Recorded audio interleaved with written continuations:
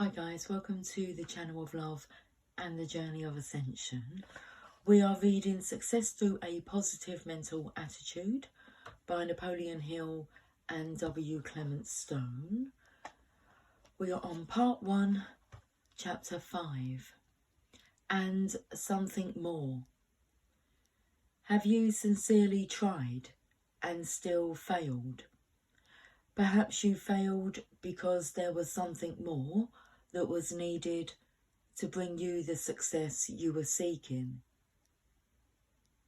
Euclid's axiom says the whole is equal to the sum of all parts and is greater than any of its parts. This can be rated, assimilated, and applied to every result or achievement. Conversely, any part is smaller than the whole. Therefore, it's important that you add all the necessary parts to complete the whole. A negative mental attitude is one of the primary causes of failure. You may be needlessly ignorant of facts, universal laws, and powers. You may know many of them, but fail to apply them to a specific need. You may not know how you can affect, use, control, or harmonize with powers known and unknown. When you seek success with PMA, you keep trying. You keep searching to find something more.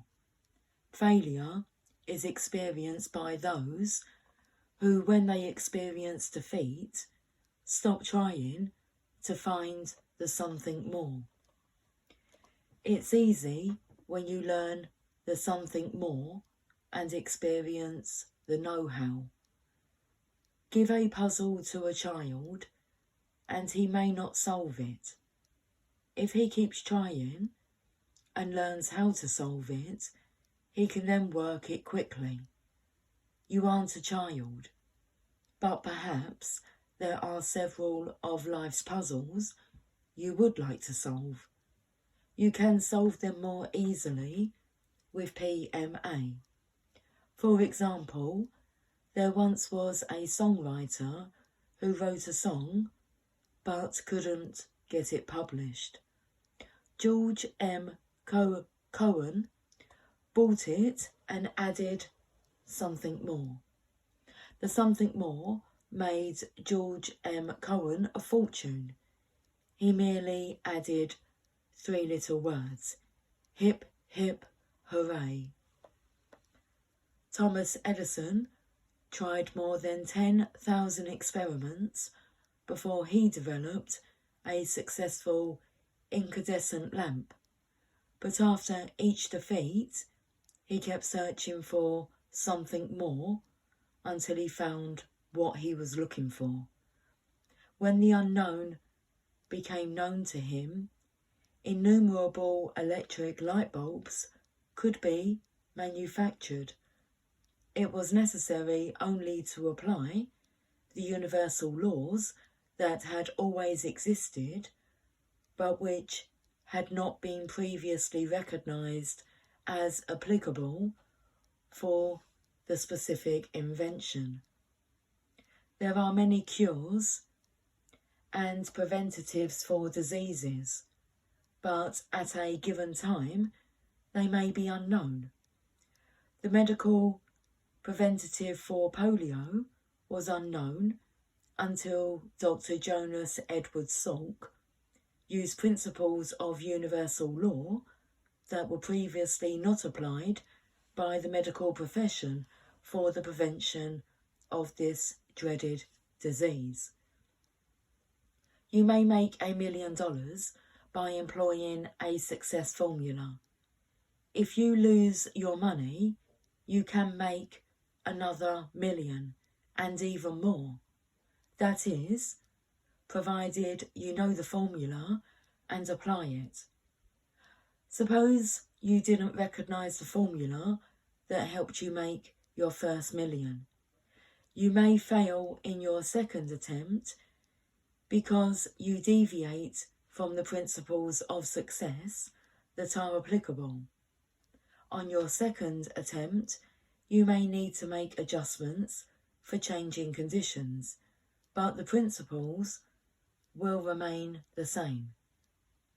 Orville and Wilbur Wright succeeded in flying because they added something more. Many inventors came exceedingly close to inventing the airplane before the Wright brothers.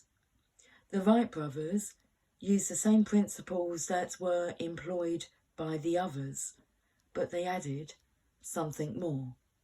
They created a new combination. So they succeeded where all others failed. The something more was rather simple. They attached movable flaps of a particular design to the edges of the wings so the pilot could control them and maintain the plane's equilibrium. These flaps were the forerunners of the modern aileron. You'll notice there's a common denominator in all these success stories.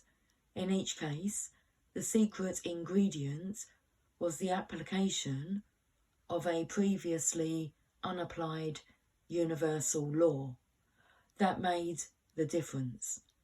So, if you were standing on the threshold of success without being able to pass over, try adding something more. It needn't be much. The words hip hip hooray were all it took to make a hit tune. Tiny flaps were all it took to make an airplane fly after others failed. It isn't necessarily the quantity of something more, but the inspired quality that counts. Why did the Supreme Court decide that Alexander Graham Bell invented the telephone?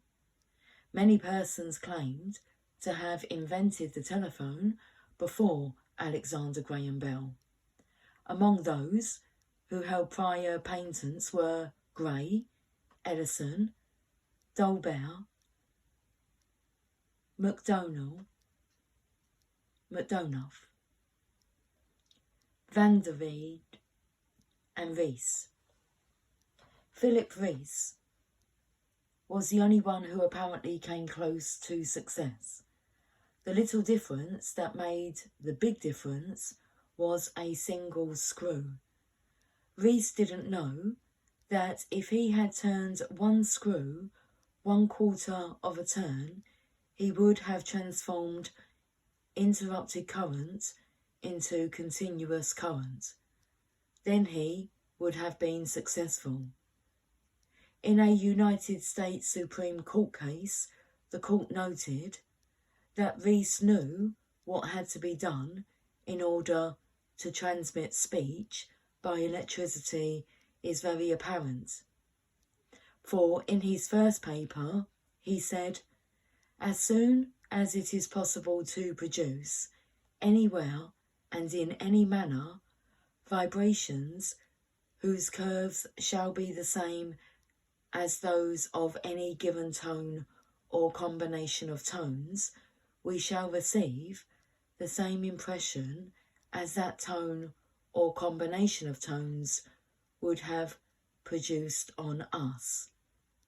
The court further noted Rees discovered how to reproduce musical tones, but he did no more. He could sing through his apparatus, but he could not talk. From the beginning to the end, he has conceded this.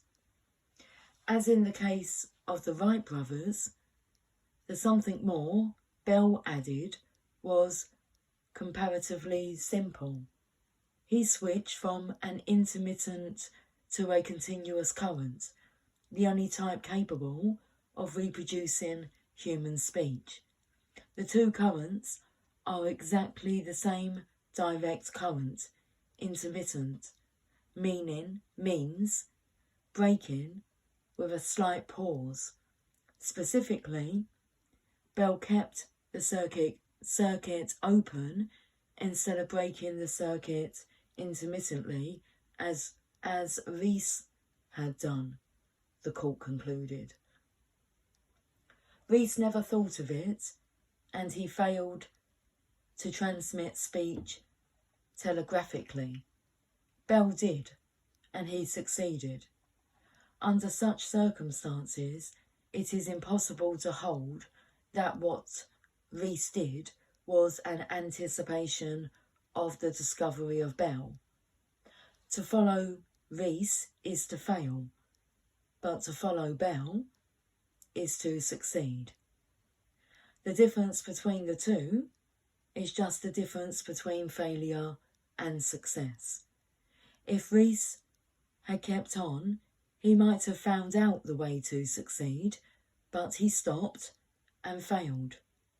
Bell took up his work and carried it on to a successful result. His silent senior partner inspired him to success. R.G. Latonia, builder of heavy earth-moving equipment, motivated thousands of persons with his inspirational speeches. In these talks, he referred reverently to my senior partner. He told about the inspiration and help he received from the partner. Latonia had little formal education, but he performed feats of engineering that are astounding. As a subcontractor on the Great Hoover Dam in Nevada, Latonia lost a fortune because he ran into an unexpected strata of rock. The cost of drilling through the rock was more than he had calculated in estimating his contract. So he went broke trying to fulfill his end of the bargain. But instead of brooding over his loss, Latonia turned to prayer. How did he pray? By expressing gratitude, profound gratitude, for what he had left. A sound body, a strong pair of hands, a brain that could think, and something more. In my hours of greatest distress, said Latonia, I found my greatest asset in the revelation and discovery of a silent senior partner. I have since recognised this partner is my personal and business life. Everything I have done that has been worthwhile, I owe to him. Napoleon Hill was associated with Mr. Latonia for 18 months and had an opportunity to observe him closely. By this time, Latonia had become a well-known inspirational lecturer. He devoted much of his time to travelling around the country in his private plane, preaching his message. It's wonderful to be in partnership with God. One night, when the two men were flying home from a speaking engagement in North Carolina, something interesting happened.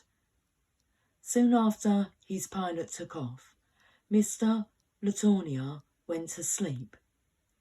In about 30 minutes, Napoleon Hill saw him take a little notebook from his pocket and write several lines in it.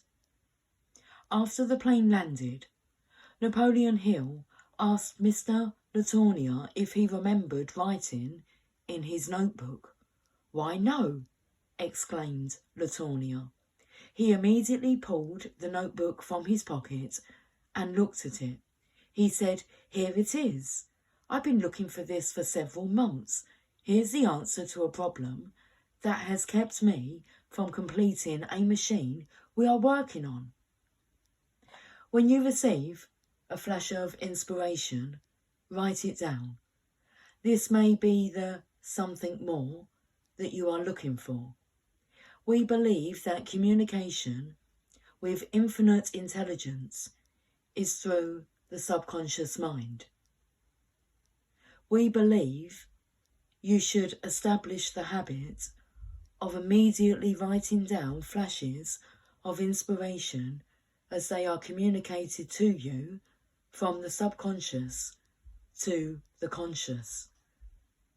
Albert Einstein developed intricate and profound theories regarding the universe and the natural laws that control it. Yet he used only the simplest but most important of instruments ever invented, a pencil and a piece of paper. He wrote down his questions and answers. You will develop your mental powers when you learn and develop the habit of asking yourself questions. When you learn and develop the habit of using pencil and paper to write down your questions, ideas, and answers. It is unlikely that Einstein and other scientists would have come to their successful conclusions unless they had learned from the recorded knowledge of mathematicians and scientists who preceded them. It is also unlikely that Einstein would have tried unless he had been motivated to search for universal principles after having developed the habit of engaging in thinking time and action. Do you know of any great thinker or person of achievement who does not make notes of ideas that occur to him? Let's leave it there. Halfway through that chapter. I will talk to you all soon. Until then, take care. Much love. Bye for now.